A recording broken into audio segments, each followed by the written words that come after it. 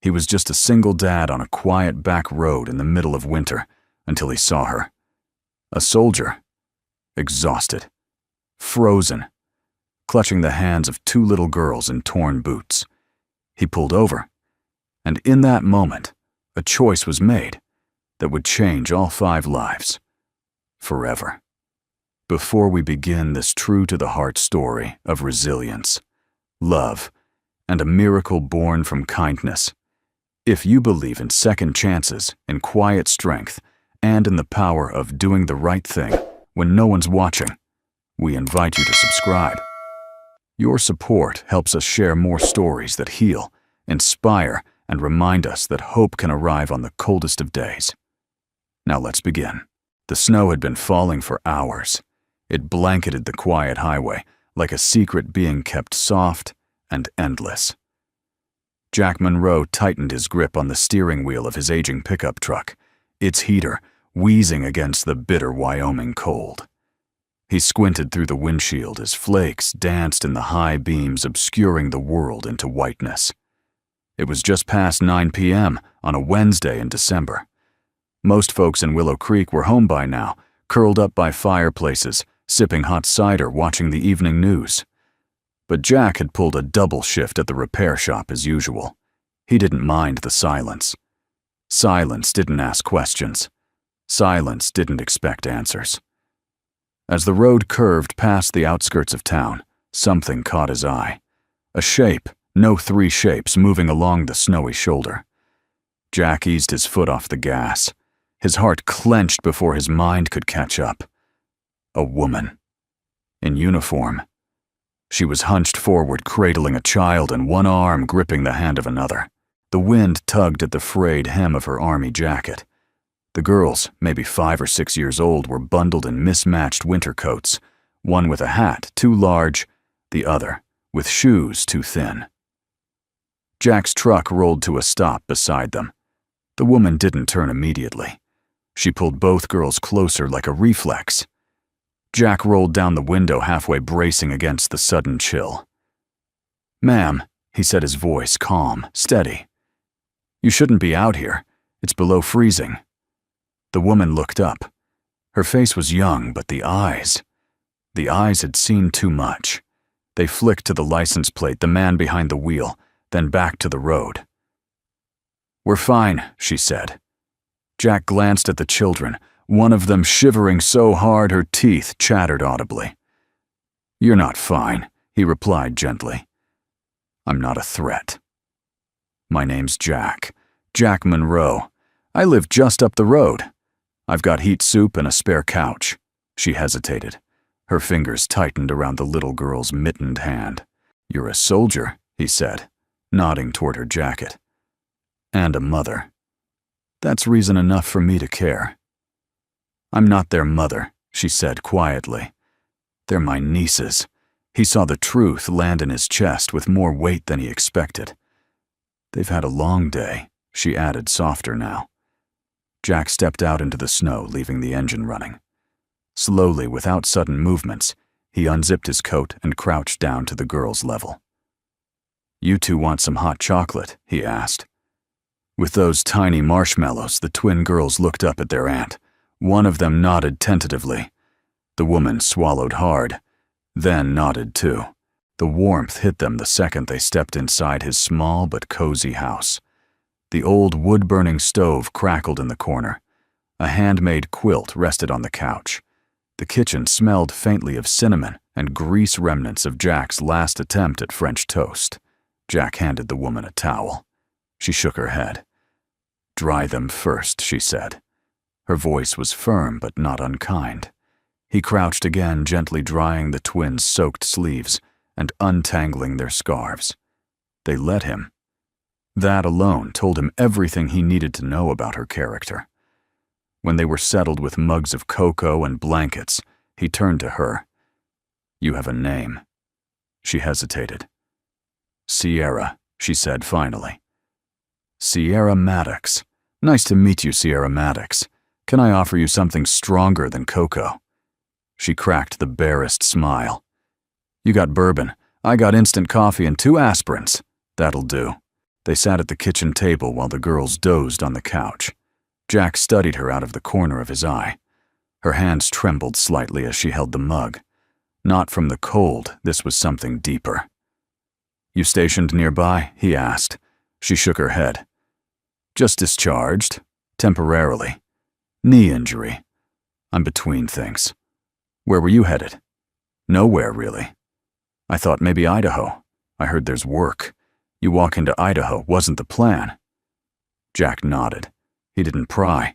The silence settled again, but it wasn't uncomfortable this time. There was something about Sierra, something unspoken, frayed at the edges, but solid at the core. He noticed her backpack leaning against the wall near the door. It was military issue, worn, patched with tape. A faded photo peeked out of the side pocket, just the edge charred and curled. He didn't mention it. Not yet. Around midnight, he laid out fresh linens on the pull-out bed in the living room. The girls had already burrowed beneath the quilt like kittens. Sierra stood awkwardly in the doorway. "I don't want to impose," she said. "You're not. The snow's not letting up anytime soon. You're staying." She hesitated. "Do you always pick up strangers off the road?" "No, but I don't think you're a stranger." Sierra met his eyes for a moment, and for the first time her guard dropped a little. "I appreciate it," she whispered. Jack paused, then added, "We all need someone, Sierra, even when we think we don't." He turned off the light. As he lay awake in his own room staring at the ceiling, fan rotating slow above him, Jack's mind churned with unspoken questions. Who was she really? What had brought her to this point? And why did he feel so suddenly that his life had just shifted? Out there in the snow, she had been a silhouette. And here, she was something else entirely. Not just a soldier. Maybe a beginning. The morning came quietly, wrapped in gray light, and the hush that only a blanket of fresh snow could bring. Jack stirred awake to the soft creak of floorboards. For a moment, he forgot there were strangers under his roof. Then the memories rushed back. 2 little girls with sleepy eyes, a young woman with a soldier's spine, and a haunted stillness in her voice. He threw on a sweatshirt and padded barefoot into the kitchen. The smell of coffee hadn't reached the air yet, but something else had something unfamiliar, comforting. A low, steady humming. Not the heater. Not the wind. He followed the sound and found Sierra in the living room, crouched beside the fireplace, her hand steady as she fed logs into the flame. Her hair was pulled back in a rough braid, the kind soldiers made out of habit. The sleeves of her shirt were rolled to her elbows, revealing faint scars on her forearms, not recent, not hidden, but not flaunted either. The girls were still asleep, curled close together like kittens under the quilt. Jack leaned against the doorframe. "You found the firewood," he said. Sierra looked up, her expression unreadable. "Didn't want the kids to wake up cold." "You didn't have to." "I know." There was no defensiveness in her tone, just a simple statement of fact. She returned her gaze to the flames. Jack stepped inside and sat on the arm of a worn recliner watching her. "You sleep at all?" he asked. "A little." "Bad knee." Sierra hesitated, then nodded. "Rain and cold don't help. Got hit with shrapnel 2 years ago outside Raqqa." Jack blinked. The matter-of-fact way she said it, like she was describing a grocery run gone wrong. "Still have metal in there." "Some. Mostly just stubbornness now." He smiled faintly. "Guess that's what keeps people going." Sierra shrugged, but her eyes flickered. "Stubbornness is how I ended up walking through a snowstorm with 2 kids and no plan." Jack didn't respond. There was a heaviness in her voice that didn't ask for pity, only space. Later that morning, he made pancakes. Bad ones. Burnt on the edges, uneven in size, and slightly undercooked in the middle. But when Ellie and Lila sat at the table and took their first bites, their faces lit up like it was Christmas morning. "Best pancakes ever," Lila said through a mouthful of syrup. Jack laughed. You say that now. Wait till your aunt cooks. Sierra raised a brow. I don't cook. You're military. Isn't survival cooking part of the deal? Sure, if you like everything freeze-dried and shaped like bricks. Jack smirked. We might be a good match then. The words slipped out before he could stop them. Sierra looked at him sharply, not offended, just surprised. He looked away, pretending to refill the coffee pot. That afternoon, Toby came home from school. He was a quiet boy, soft-spoken, slow to warm up to anyone.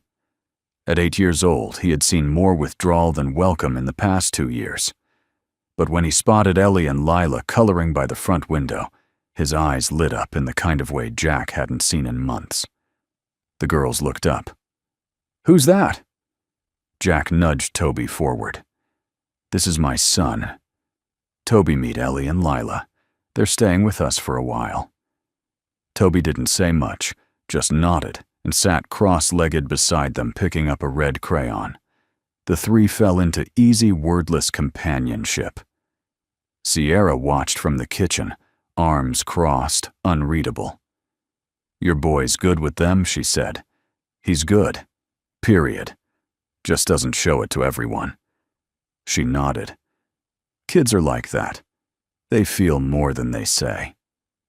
Jack glanced at her. You seem to know a lot about kids. Sierra looked down at her coffee mug. I helped raise my sister's girls. Their dad left when Lila was still in diapers. I stepped in when my sister got sick. Deployed twice between treatments. Came home for the funeral. Been trying to keep a promise ever since. Jack didn't say anything. He just stood beside her quietly, letting the story settle in the air between them. That evening after dinner, Sierra sat by the fireplace with the twins asleep beside her. Toby had gone to bed. Jack lingered in the shadows of the hallway, watching the flicker of flame reflect off Sierra's face. She stared into the hearth, like it held answers to questions she hadn't dared to ask aloud. Then she reached for her backpack. Slowly, carefully, she unzipped the front compartment and pulled out a bundle, letters bound by a fraying ribbon.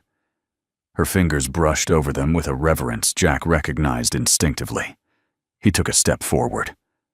What are those? She startled but didn't hide them. Letters, she said quietly. From Mason. Jack's heart stopped. Mason. His brother. The room seemed to shrink. The fire crackled louder. Jack walked over slowly, barely breathing. You knew him. His voice broke without warning. Sierra nodded. He was my sergeant in Syria. I served under him until the day until we lost him. She looked up at Jack. Before he died, he gave me these. He told me to find you. Said you'd understand. She held the bundle out with both hands like an offering. Jack stared at them, unable to move. I've been carrying them for 2 years, Sierra whispered. I thought I'd find you sooner. Then I did. And I didn't know how to tell you. Jack sank to his knees before the hearth. His hands trembled as he took the letters. One by one, the names and dates came into focus. Faded ink, dog-eared corners creased from time and weather. The first letter was addressed simply Jack. If you're reading this, I didn't make it home. But I hope you're still standing, still being you. And if there's a boy with your eyes, give him a good life, the one we never had. Jack lowered his head. Tears hit the paper, darkening the ink. Sierra didn't speak. She just sat beside him, her presence quiet, unwavering. And for the first time in nearly 20 years, Jack didn't feel alone. Jack had never been one to believe in fate. But that night, kneeling by the fire with Mason's letters pressed against his chest, something shifted inside him. Not loud or sudden, just a quiet realignment, like the slow turning of a compass that had been spinning too long without direction. The next morning brought a kind of stillness to the house that felt both fragile and unfamiliar. Sierra stood at the sink in his cramped kitchen, rinsing cereal bowls, while Ellie and Lila played with Toby on the living room floor. Jack leaned against the doorway, watching as her movements unfolded with practiced precision, clean, efficient, minimal fuss. She moved like someone used to control, used to rules, used to everything except rest. "You don't have to do that," Jack said, stepping into the kitchen. "I know," Sierra replied without looking up. "You know you're allowed to let someone help you, right?" She finally glanced over her shoulder. "You already did. You let us in." Jack held her gaze for a moment, then pulled open a cabinet. "How are you with eggs? I'm better with MREs." He chuckled. "So am I, honestly. I was raised by a dad who thought cooking meant adding ketchup. Luxury," she deadpanned. "We had mustard."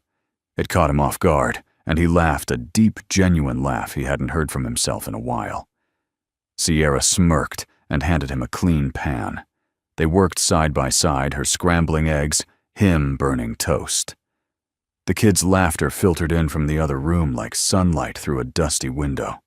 It softened the edges of everything. Later that morning, Sierra sat on the porch with a cup of weak coffee staring out across the snow-covered yard. Jack joined her, handing her a thicker pair of socks he'd dug out from a storage box.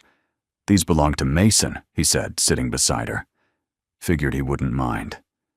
She accepted them silently, her thumb brushing across the worn wool. "Tell me about him," she said. Jack nodded slowly. "He was wild when we were kids, always climbing something. Got stuck in a tree once and tried to convince me it was for tactical advantage." Sierra smiled faintly. "He enlisted the second he turned 18. Said he didn't want to end up like our dad. Wanted to serve. Wanted more. He got more," Sierra said softly. Jack turned to her. "He mentioned you in one of the letters. Called you the best shot and worst poker player in the unit." Sierra blinked, caught off guard. "He said that?" "Yeah. He also said if I ever met you, I'd know. Know at that you'd never ask for anything. But you'd give everything." Sierra looked away. Her jaw tightened like she was fighting back something she didn't want him to see. Jack didn't push. He just sat there, letting the silence stretch between them like a thread too sacred to pull. That afternoon, the kids made a fort out of couch cushions and old quilts. Jack watched them from the hallway, arms folded, a small smile tugging at the corner of his mouth. "You okay, Sierra?" asked, approaching quietly. He nodded. "Better than I should be." "They seem happy. They haven't had a reason not to be lately." Sierra glanced at him. "That's because of you." Jack shook his head. "They're resilient. They've adapted to this world better than I ever did."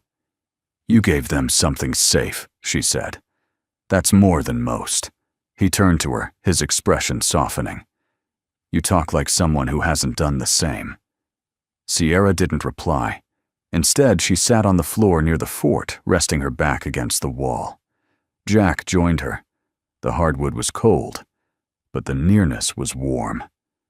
"Toby was different after Mason died," Jack said quietly. "He stopped talking much. Didn't want to play. Drew a lot of pictures of planes and fires. My nieces Sierra said they used to sleep on the floor after my sister passed. Said beds felt too big without her. They looked at each other, really looked. There was a weight they both carried, but in that moment it didn't feel so heavy. Not between them." By early evening, Sierra stood in front of the stove, eyeing a battered skillet like it might bite her. Jack leaned over her shoulder, grinning. "You're doing fine." I added too much pepper. "There's no such thing." "Yes, there is. My mouth still hasn't forgiven me for the last time." Jack laughed. "You're doing something rare, you know." "What's that, trusting someone?" Sierra froze the wooden spoon in her hand, hovering over the skillet. "I didn't say I trusted you," she said. "You didn't have to." She turned toward him, face unreadable. "That's dangerous talk. Jack's voice lowered just enough to be steady without being pushy. So is living like nobody's ever going to stay. Sierra held his gaze, and for a long second, neither of them moved. Then one of the girls called out from the living room, and the moment unraveled like a thread pulled too soon. Sierra turned back to the skillet. "Dinner's almost ready." Jack smiled to himself. Smells like victory. That night, after the kids had gone to bed, Jack walked past the living room and saw Sierra sitting alone on the couch. She wasn't reading. She wasn't on her phone. She was just sitting, staring at the fire again. He walked in, sat down beside her.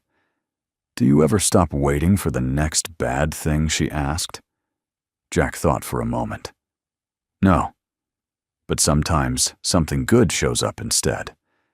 And if you're lucky, you're paying enough attention to let it stay." Sierra didn't speak, but slowly her hand found its way to the space between them. Jack didn't move, didn't push. He just opened his palm, and she placed hers in it. The next morning, the sky above Willow Creek hung low and heavy, the color of worn steel. Jack stood on the back porch with a mug of coffee in his hand, staring out at the snow-covered pasture beyond the tree line. The quiet was different now. Not empty, just full in a new way. Inside the house, laughter echoed faintly. Ellie, Lila, and Toby were building some kind of cardboard contraption in the living room. The air smelled of maple syrup and pine wood. Jack took a slow breath and let it linger in his chest. For the first time in years, the silence didn't hurt. Sierra stepped out behind him, wrapped in one of Mason's old flannel shirts. It was far too big for her, but it suited her somehow, like she'd always been meant to wear something that once belonged here. "I hope it's okay I borrowed this," she said, tugging at the sleeve. Jack looked over, his voice warm. "It fits." She glanced out toward the trees. "You ever feel like life's letting you borrow peace? Like it's not yours to keep?" Jack took a sip of coffee, considering her words. "Yeah.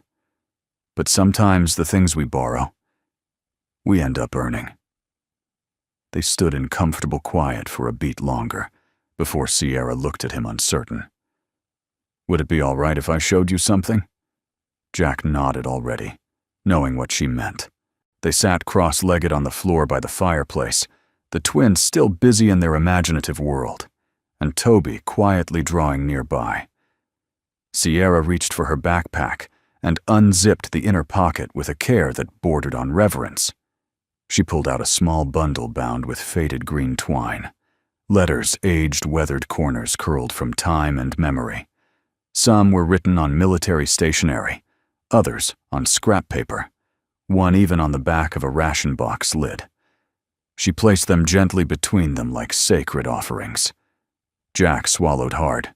His hands moved almost unwillingly, as if his body feared what his heart already knew. Sierra spoke softly. "He wrote them during our deployment. Said he didn't want to send them until he was sure he'd come home. But the week before the explosion, he gave them to me. Told me to find you if anything happened. Told me you were the only person who ever believed in him." Jack's eyes stung. "I wasn't always kind to him," he murmured. "I thought pushing him harder would keep him from making the mistakes our dad made." Sierra looked at him. "He never saw it that way. He respected you. He talked about you more than anyone else." Jack gently untied the bundle. The top letter bore his name in Mason's unmistakable handwriting, slanted, precise, always in blue ink. "Jack, I don't know if I'm coming back. Not trying to be dramatic, I just see the way things are going. But if I don't, I need you to know something. You were the one who showed me what a man could be. Not our father. Not the army. You. You raised me more than anyone else did. And I'm sorry I didn't say that out loud before. Tell Toby about me if you think it's right. Let him know his uncle was a knucklehead who loved him even from afar. And if someone brings you this letter, take care of her. She's family too." Jack closed his eyes. The words pressed down on his chest like gravity. It wasn't just the guilt, it was the love. Unspoken for so long, it had waited patiently in the seams of folded paper. He looked up at Sierra. "You carried these for 2 years?" She nodded. "I couldn't just mail them. Didn't feel right." "Why now?" he asked. "Because," she said, voice barely above a whisper. "You're ready." The fire crackled.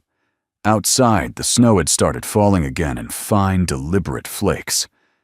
Jack sat motionless for a while, the letters still cradled in his hands. "You know," he said slowly, "there's a memory I have of Mason when he was maybe 7. He scraped his knee bad falling off his bike. I ran over thinking he'd be howling. But he just looked up at me, eyes full of tears, and said, 'Don't tell Mom. I want to be tough like you.'" Jack let out a soft laugh, pained and fond. I didn't feel tough. I felt like a scared kid raising another scared kid. Sierra smiled gently. "Maybe that's what made you good at it." As twilight approached, the living room dimmed. The twins lay curled up in sleeping bags, exhausted from play. Toby sat on the edge of the couch, drawing quietly. Sierra lit a few candles and joined Jack at the kitchen table. "You still keep in touch with anyone from your unit?" he asked. She shook her head. "After Mason died, I didn't know how to go back. Everything felt different." "You were close." Sierra's eyes flicked to the candle flame. "He looked out for me, more than he had to. Sometimes I think he saw something in me I didn't even see myself." Jack nodded. "He did that for a lot of people. Just never gave himself the same grace." There was a pause. "Do you think he'd be okay with this?" she asked. Jack looked over at her, not quite understanding. "This," she repeated softly. "Me. Here. With you. The kids. After everything." Jack's voice was steady. "I think he brought you here." Sierra blinked hard. For a long moment, neither of them moved.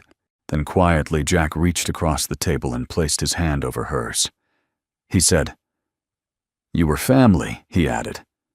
"And I don't take that lightly." That night, after the house had gone, still, Jack sat alone by the fire again. He reread the first letter, then the second, and then the third. Each one painted a picture of a brother he thought he'd known, but who had grown into someone better, braver and wiser in his absence. One letter ended with a line that echoed in his chest. "If I don't make it home, make home better than it was. That's all I ask."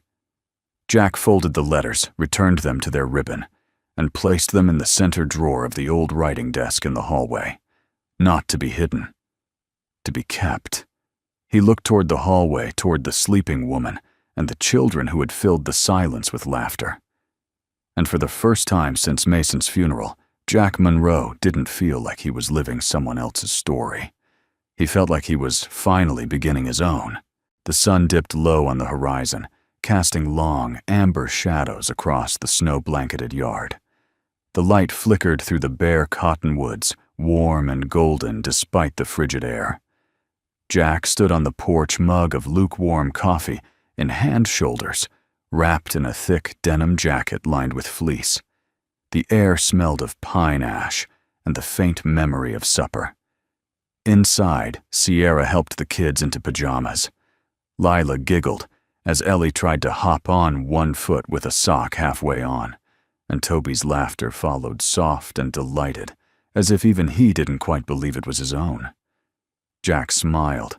He hadn't heard Toby laugh like that in nearly a year. When the screen door creaked open behind him, he didn't need to turn. Sierra stepped outside, her breath fogging in the air. She wore the same oversized flannel shirt, her sleeves rolled up, her hands tucked into her jacket pockets. They stood side by side for a moment, saying nothing. The silence stretched between them, unhurried, but thick with something unspoken. "He had your smile," she said, finally. Jack turned. "Mason." She nodded. Not all the time. but when he laughed for real, it looked like that. Jack looked out over the tree line. He didn't smile much after our mom died. I don't think he ever fully learned how to live without guilt. Sierra nodded slowly. Sometimes the ones who feel the most are the ones least likely to show it. She pulled out a folded paper from her pocket. Jack glanced at it, recognizing the shape before the creases gave it away.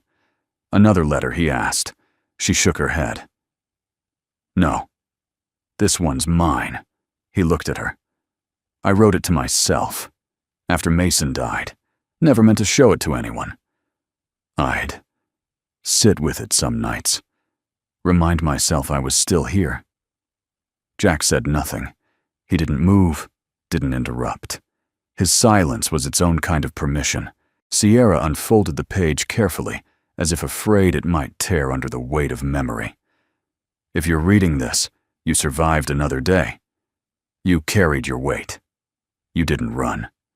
You held your post. You did what needed doing. And maybe no one saw. Maybe no one said, "Thank you. But I see you. And that's enough for now. Tomorrow might be harder. But tonight, you made it through. That counts.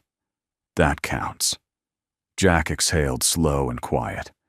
"You should never have had to write that to yourself," he said. She folded the letter again. There wasn't anyone else. There was no bitterness in her voice, just a quiet acknowledgement of truth. Jack turned to face her fully. "There is now." Sierra looked up at him. The porch light glowed softly behind her, framing her face in gold. Her eyes, always sharp and calculating, seemed to soften just a little. "I don't know how to do this, Jack," she said. "Neither do I," he replied. "But I'd like to try." She searched his face for a long time, as if waiting for the catch, the condition, the hidden agenda. But there was none. Just Jack Monroe, grieving, healing, hopeful, and standing still. She nodded once, and that was enough. Later, they sat inside the fire, casting dancing shadows on the walls. The kids had fallen asleep on a mountain of pillows. Ellie had curled into Sierra's lap before drifting off. Jack handed her a fleece blanket, and she covered the child with the carefulness of someone who'd learned to hold life gently. "I used to think if I stopped moving, I'd fall apart," she said. Jack leaned back in the chair. "I used to think if I let someone in again, I'd lose them too." They shared a quiet moment, both of them staring into the fire, like it might have answers neither could find elsewhere. "But this," she said, "this feels like something I don't have to run from." Jack's eyes lingered on her face. "You don't have to run anymore." The following morning came with a pale winter sun that struggled to break through thick clouds. Jack made French toast, burnt on one side as always, and Sierra brewed strong black coffee like it was a military operation. The house smelled like cinnamon and second chances. Toby set the table. Ellie folded napkins into uneven triangles. Lila counted forks with the precision of a commander leading a mission. Jack paused, looking around the small kitchen. The scene was almost absurd in its normalcy, but to him, it felt like a miracle. That afternoon, while Sierra walked with the kids through the backwoods behind the house, Jack sat at the kitchen table. Mason's letters spread before him. One caught his eye, one he hadn't read yet. It was dated just 3 days before Mason died. He unfolded it with care. "Jack, I've been thinking about you a lot lately, about the boy who raised me when no one else stepped up. I don't know if I ever said it right, but you saved me. Not just once, always. If you're reading this, I probably didn't make it home. I hate that. I hate the pain it'll bring. But I also know you. You'll survive it. You always have. But I don't want you to just survive anymore. I want you to live. If you meet someone who reminds you what that feels like, don't let fear keep you from trying. Don't let the past steal your future. You've carried me far enough. Let someone carry you now. You deserve that. We both do. Mason Jack read it twice, then a third time. By the end, his vision blurred. He folded it carefully, tucked it into his shirt pocket, and stood. Outside, Sierra laughed at something one of the girls said. It was a rare sound, full and unguarded, rising above the brittle trees, like a song meant for spring. And Jack knew. She wasn't just passing through. She was part of the story now. The wind shifted that night. It wasn't the kind of change you could see. There were no broken tree branches or rattling shutters, but Jack felt it in his bones. A subtle thinning in the air, like something was slipping quietly out the back door. He hadn't heard the sound of footsteps, hadn't seen the headlights. But when he walked into the living room at 5:12 a.m., rubbing sleep from his eyes, Sierra was packing. She stood near the front door, her military backpack propped upright, like a silent soldier at attention. The twins were still asleep, curled together on the couch, unaware. The fire had died down to a soft orange glow. Jack froze. Sierra didn't look up. "I figured you'd be up early," she said, adjusting the strap on her pack. "How long have you been planning this?" he asked, his voice low and steady. "Since last night." He looked at the girls, then back at her. "You weren't going to say goodbye. I was." She gestured to the envelope on the kitchen counter. "In writing." Jack walked over, slowly picked it up. His name was written on the front in neat, deliberate script. He didn't open it. Why, he asked. She finally met his eyes, and for the first time in days, the wall was back. Not the guarded stillness he'd come to respect, but the hard, mission-ready blankness of a soldier about to disappear. "I stayed longer than I should have," she said. "The girls need stability, structure, not borrowed kindness." "You think this is borrowed?" Sierra didn't answer. "You think I let you in just to watch you go? I think I'm not good at staying. And I won't risk them getting attached to something that isn't real." Jack took a breath, counted to 5, then exhaled. "You're scared. I'm responsible. You're both," he said. "But that doesn't make you right." She turned away, fiddling with the zipper on her coat. Jack walked over to her, standing just a few feet away. Not touching, just close enough that his voice wouldn't wake the kids. "You carried 12 letters for 2 years, Sierra. Crossed state lines. Slept in shelters. Took part-time jobs no one respected. You honored a man you didn't have to. You raised 2 kids who weren't yours because you couldn't bear to break a promise. And now, you're running? From what? From someone who wants to carry the weight with you?" Her chin trembled slightly. "I'm not someone people stay for, Jack." He stepped closer, his voice quiet but firm. "You don't get to decide that. Not alone. Not anymore." There was a silence then, thick, painful, fragile. Jack's pulse thudded in his ears. He didn't know what he expected her to say. Maybe nothing. Maybe everything. Then from behind them, a small voice broke the air like a pebble dropped into still water. "Are we leaving again?" Ellie stood in the doorway, her hair tangled, clutching a stuffed rabbit. Her voice was groggy, uncertain. Sierra turned slowly. Her breath caught in her throat. Lila was awake now, too, sitting up with wide eyes. Toby hovered behind them, rubbing one eye with the back of his hand, his expression confused and half hurt. Sierra knelt. "No, sweetheart," she said softly. "Not anymore."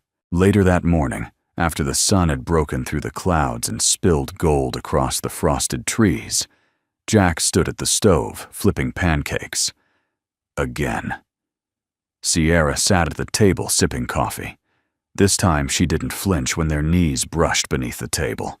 The girls colored quietly in the corner, while Toby explained his spaceship drawing to them with the authority of a NASA scientist. "You didn't open the letter," she said. Jack flipped another pancake. "Didn't need to." You sure he turned to her? If it said goodbye, I wouldn't believe it. If it said thank you, it's already been said. And if it said sorry, you've done nothing to be sorry for. Sierra didn't respond for a while. Then she folded her arms on the table, rested her chin on them, and murmured, "You're really not going to make this easy, are you?" "Nope." She smiled, just barely. But it was real. That afternoon, Jack found her on the back porch alone. The sky had softened, clouds retreating behind the ridge. She sat in the same spot where she'd read her letter aloud just days earlier. He sat down beside her.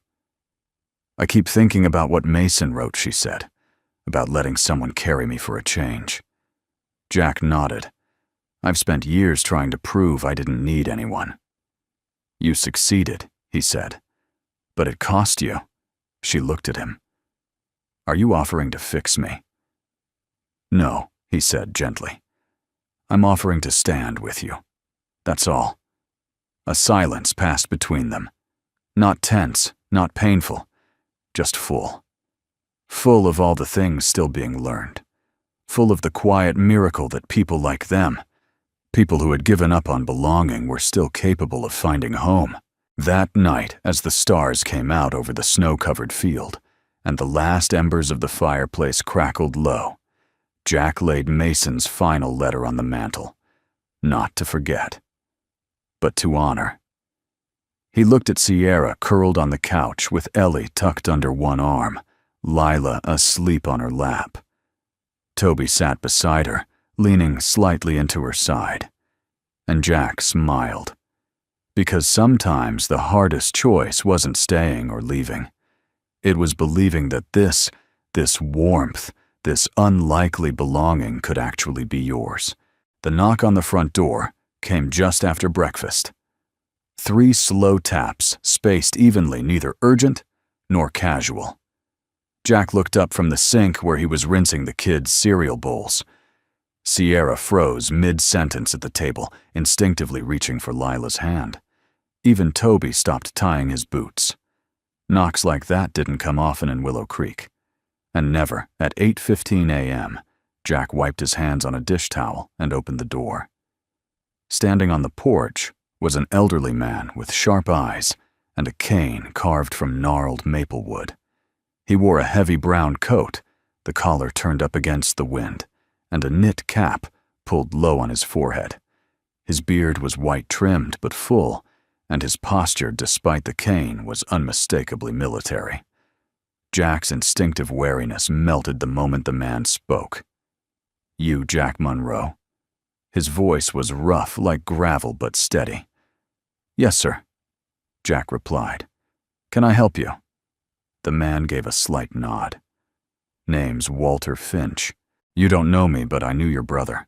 Inside the house shifted into quiet reverence.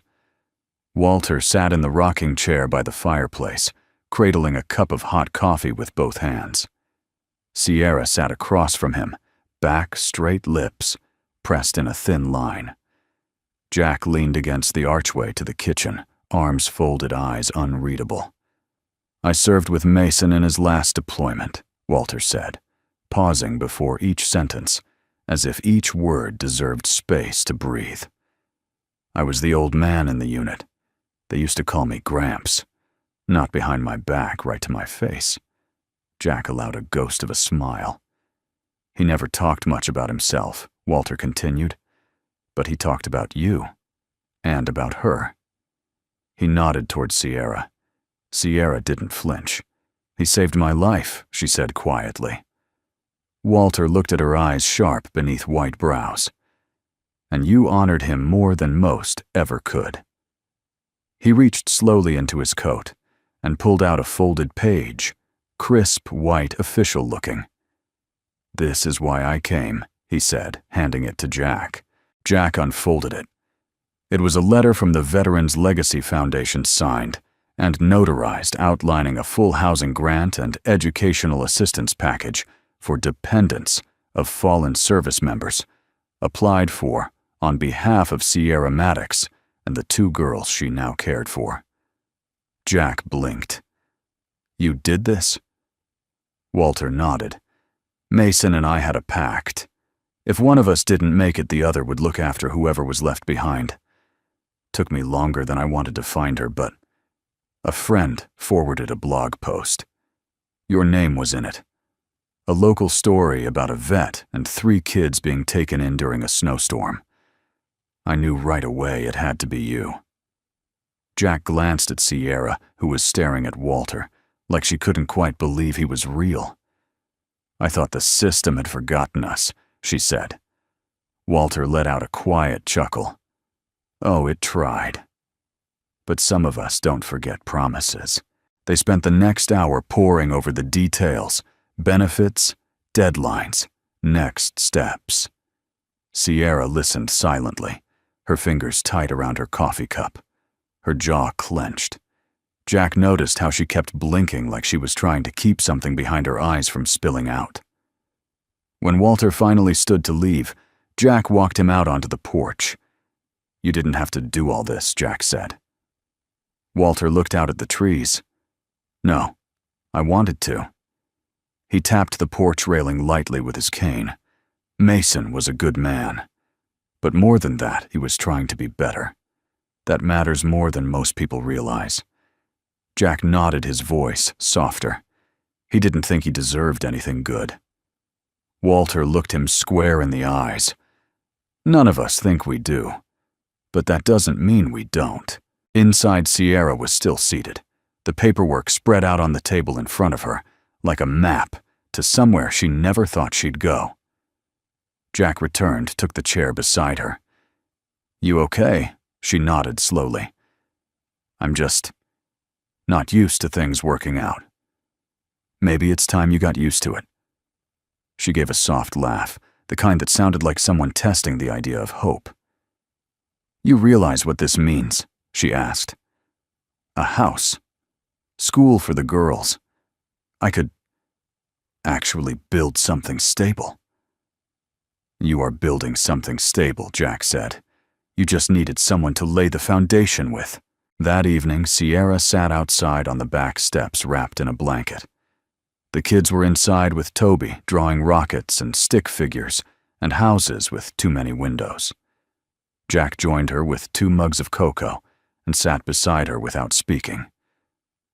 You think Mason knew? She asked after a while. Knew what? That this would happen? That you and I? Jack thought for a long time before answering. I think he hoped. But more than that, I think he trusted both of us enough to make something beautiful out of something broken. Sierra didn't respond. She just leaned her head on his shoulder. Jack let his cheek rest against her hair. For the first time in years, the future didn't feel like a fog. It felt like a road, still winding, still uncertain, but no longer walked alone. That night, as the fire dimmed and the kids drifted to sleep, Sierra opened her phone and stared at a blank email draft. To Veterans Legacy Foundation, subject, thank you. She began to type, but stopped. Words felt too small. So instead, she stood, walked to the hallway desk, pulled out a piece of Mason's letter paper, and began to write by hand. Not to the foundation. Not to Walter. But to Mason. You kept your promise. You brought me home. In the most unexpected way. You taught me how to fight. But now, I'm learning how to stay. That might be the hardest lesson of all. I hope I make you proud. Tell our ghosts that we're okay now. Love, Sierra. She folded the letter and placed it next to the bundle Jack had left on the mantel. And as she turned off the lights, she didn't feel the usual ache of endings, only the warmth of a beginning. Willow Creek was the kind of town that noticed things. It noticed when someone painted their shutters a new shade of blue. It noticed when the grocery store started carrying a different brand of pickles. And it certainly noticed when a single dad, quiet, widowed, consistent as sunrise, suddenly had a beautiful woman and 2 little girls staying at his place through a blizzard. But to its credit, Willow Creek was not the kind of town that judged quickly. It was the kind of town that waited sometimes, with skepticism, sometimes with curiosity, but always with a memory long enough to remember who had shown up when it counted. And so when Jack and Sierra brought Ellie, Lila, and Toby into the general store one frosty morning, 3 children giggling over gumdrops and hot chocolate packets, Mrs. Grady behind the counter offered something unexpected, a smile. "You must be Sierra," she said, wiping her hands on her apron. "Jack's told us nothing about you, which around here means you might actually be important." Sierra blinked. Thank you." Mrs. Grady leaned in, voice softening. "It's good to see him laugh again." Sierra glanced over at Jack, who was kneeling beside the kids, helping Lila choose between marshmallows and whipped cream. His face was lit by something quiet, but unmistakable. "He's..." Something Sierra said. Mrs. Grady nodded. "He always has been. Just needed someone to remind him." By week's end, word had spread. And not just about Sierra. The community center offered after-school tutoring for Ellie, and Lila no registration required. The bakery left a brown paper bag of cinnamon rolls on Jack's porch with a note. "For the mornings that come too early." A man Jack barely knew from the feed store dropped off a stack of firewood just in case the cold snaps again. At first, Sierra didn't know what to make of it. She wasn't used to being seen, not without expectations, not without strings. But no one asked for anything in return. No one questioned why she was there, why she had 2 kids that weren't biologically hers, or why she walked with a slight limp some mornings. Instead, people waved. They offered directions. They asked about the girls' favorite books. It was in its own way a quiet miracle. One afternoon, Jack found Sierra sitting on the floor of Toby's room surrounded by art supplies. Ellie was painting a paper sun. Lila was drawing a stick figure family with far too many dogs. Toby, focused as ever, was creating an elaborate rocket ship with construction paper thrusters. Sierra had red paint on her cheek, and a look in her eyes Jack hadn't seen before. "Peace." "You need anything?" he asked from the doorway. She looked up, smiling. "I have everything I need." Jack didn't reply.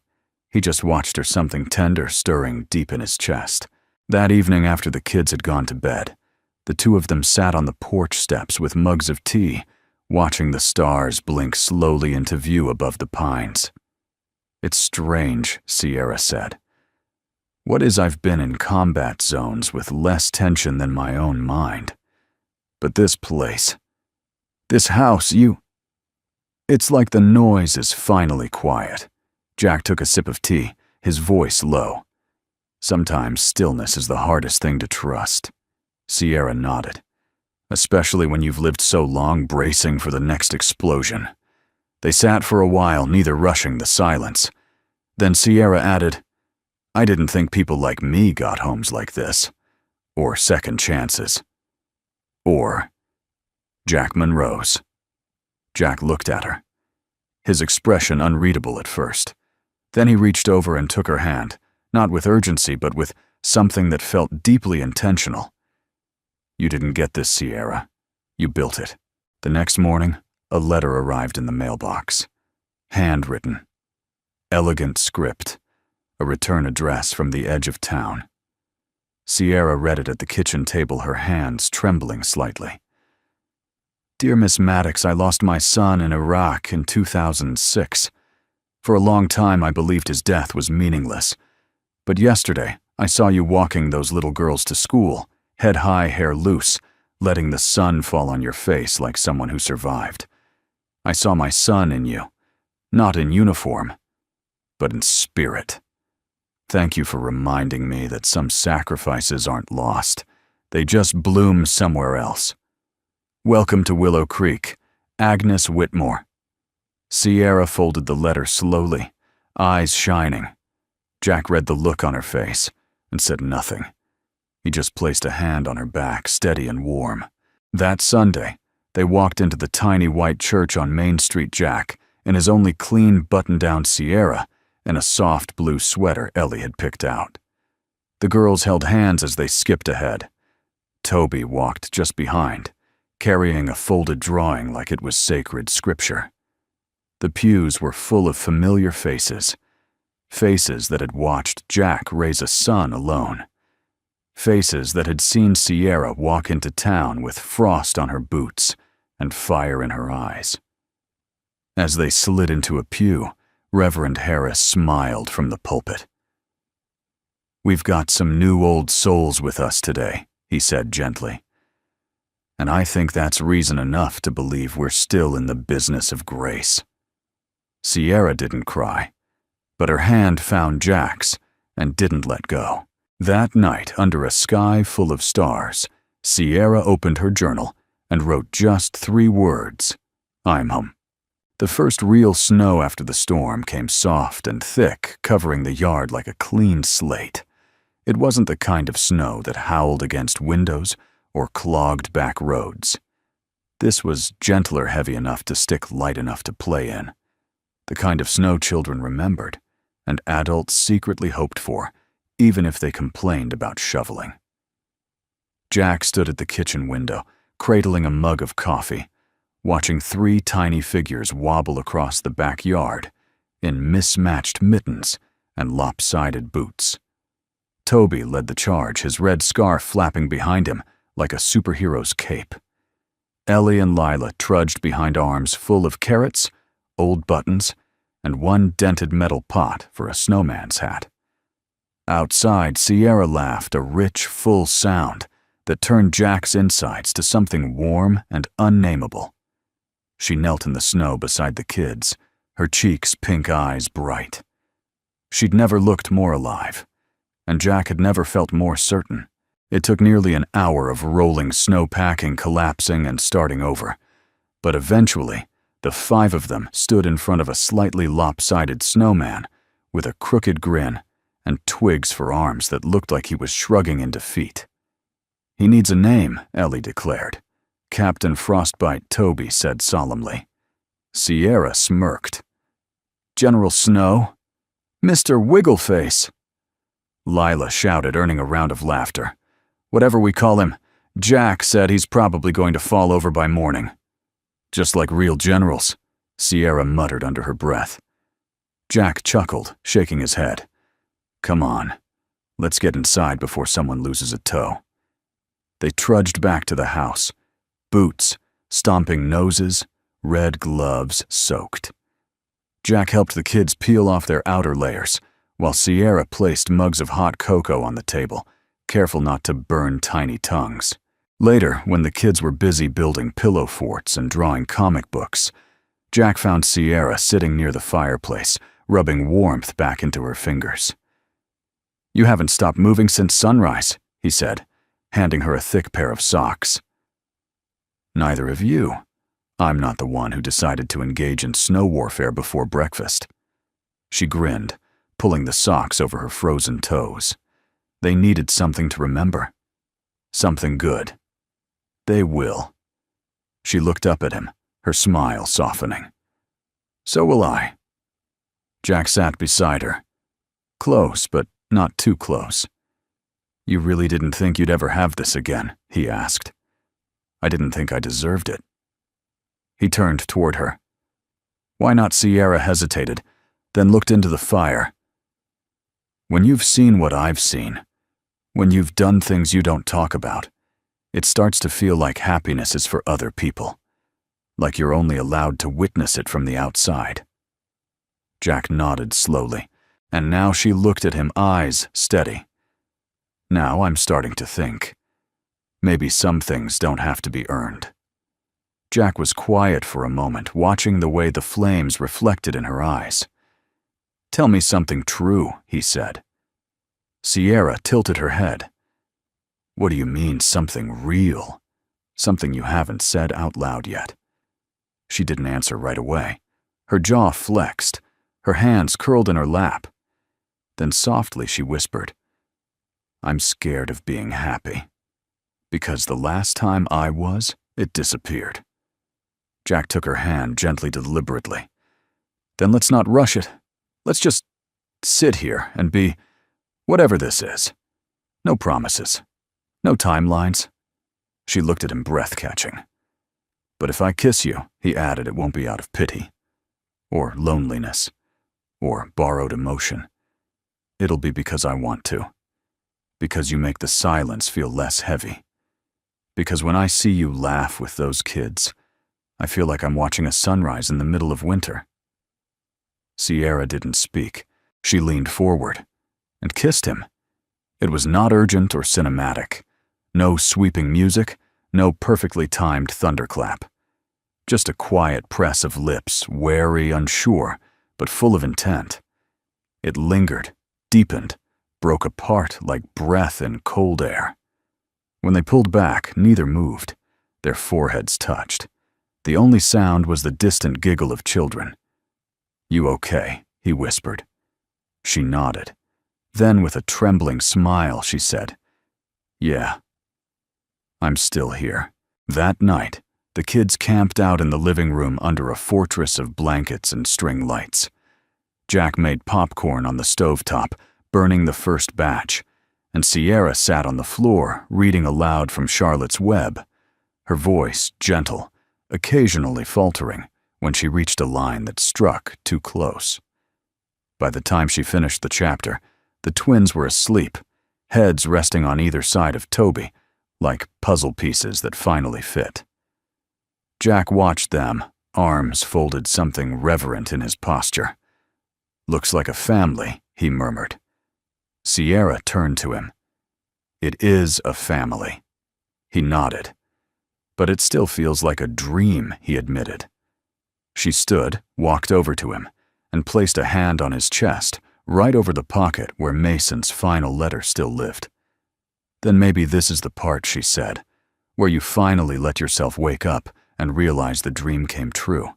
Outside, the snowman leaned a little farther to one side, as if bowing in surrender to the warmth that had taken hold inside the little house.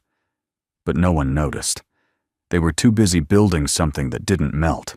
The snow had stopped sometime in the early morning, leaving behind a landscape so still, so clean, it looked as if the entire world had paused to breathe. Sierra stood by the kitchen window, cradling a cup of tea between her palms. The house was quiet, the kind of quiet that felt earned, not empty. The kids were still asleep, curled in warm piles of blankets, after a night of flashlight stories and whispered giggles. Jack had gone into town for groceries and coffee beans, promising to bring back cinnamon rolls if Mrs. Grady had made any. Sierra could hear the faint hum of the refrigerator, the ticking of the wall clock, the soft crackle of embers in the fireplace. It had taken her weeks to stop bracing for silence to turn into loneliness. But it never did. She reached for her backpack, the same worn military-issue bag she had carried across state lines, through shelters and snowy highways, and unzipped the front pocket. Inside, wrapped in an old bandana, was the folded letter, the one she had written to herself in the back of a supply truck on her last night in Syria. She hadn't opened it in over a year. She carried it like a talisman, not because it gave her strength, but because it reminded her what it had taken to survive. She unfolded it now, slowly, her fingers brushing the creases with something like reverence. Then, as the sun filtered through the frosted window panes, she began to read. Out loud. To no one and to everyone. Dear me, if you're still here, it means you kept breathing. It means you didn't let the ghosts pull you under. You don't feel brave. You don't feel strong. You feel hollow and tired and worn to the bone. But you're still here. And that counts. You don't know if you'll ever feel whole again. You don't know if there's a place where you belong. But keep going anyway. One day, maybe you'll wake up in a house that smells like cinnamon and hear the sound of children laughing. One day, maybe someone will take your hand, not because you're broken, but because you're enough. And if that day comes, stay. Please stay. With love, the version of you who still believes in light. Sierra's voice broke on the last line. She folded the letter back with care and placed it on the table. She didn't wipe the tears that slid down her cheeks. She let them fall warm and quiet. A soft knock on the doorframe pulled her back to the moment. Jack stood there holding a brown paper bag and 2 steaming cups from the coffee shop. His face changed when he saw hers concern first, then something gentler. Not alarmed, just present. She sniffed, smiled through the blur. "You got the cinnamon rolls." He held up the bag, with extra icing. Sierra laughed, wiping her sleeve across her cheek. "You really know how to fix a morning." He walked in, set the bag down, and pulled out a chair beside her. "I read it," she said, gesturing to the folded page. Jack didn't ask what it said. He didn't have to. Instead, he reached across the table and placed his hand over hers. "How did it feel?" he asked. "Like I was telling the girl I used to be that she made it." Jack nodded. "She'd be proud of you." Sierra looked down at their hands, fingers intertwined like roots. "I think I'm finally proud of her, too." Later that day, the girls made welcome home signs with markers and glitter glue. No one had told them to. They just did it the way children often know things without explanation. Toby helped, of course, measuring the paper edges with a ruler like it was a military blueprint. Jack fixed a loose doorknob. Sierra baked cookies from a box mix that somehow turned out perfect. It wasn't a holiday. Wasn't anyone's birthday. It was just a Tuesday. But it felt like something. In the late afternoon, Sierra and Jack stood outside watching the kids roll down the snowy hill behind the house. Laughter echoed between the trees. "I don't think I've ever been this happy on a Tuesday," Jack said. Sierra tucked her hands into her coat. "Or this, still." Jack turned to her. "I've been thinking about something." "Uh-oh," he grinned. "I want to build a bench out here, right at the top of that hill." Sierra raised an eyebrow. "For what?" "So we can sit," he said. "Watch them grow up, drink bad coffee, argue about dog names, whatever comes next." She looked at him for a long moment, the cold wind brushing her hair across her face. "You're making a plan," she said, like it was both a joke and a vow. "Guess I am." Sierra smiled, and it reached all the way to her eyes. "I like that plan." That night, before bed, Sierra slipped the letter back into her backpack, but not to hide it. She placed it inside a small wooden box Jack had carved for her, along with a photo of her sister, a dog tag she no longer wore, and the crayon drawing Ellie had made of our new family. These weren't artifacts of loss anymore. They were proof of becoming. Before turning off the lights, Jack leaned against the doorway of the bedroom, watching her settle under the covers. The kids were already asleep. The fire was dying down. The snow outside glowed in moonlight. "You good?" he asked. Sierra pulled the quilt up to her chest, nodded. "Better than good." Jack walked over, bent down, and kissed her forehead. She caught his hand before he turned away. "I meant what I read this morning," she said. "About staying." Jack smiled. "Then we'll keep building. One Tuesday at a time." The snow returned the night before Christmas. Not the harsh kind that cut through skin and halted everything, but soft, deliberate flakes that drifted like wishes, landing gently on rooftops, tree branches, and the bundled-up shoulders of people who had been waiting, whether they knew it or not. Willow Creek lit up like a postcard, twinkling lights wrapped around porch railings, wreaths on every door, candles flickering behind frosted windows. Even the old church bell, long silent, rang once at sundown. Not loud, just enough to be heard. Inside the Monroe home, the fire crackled. The scent of cinnamon and pine and melted sugar cookies hung in the air. Paper snowflakes taped to windows fluttered each time someone passed.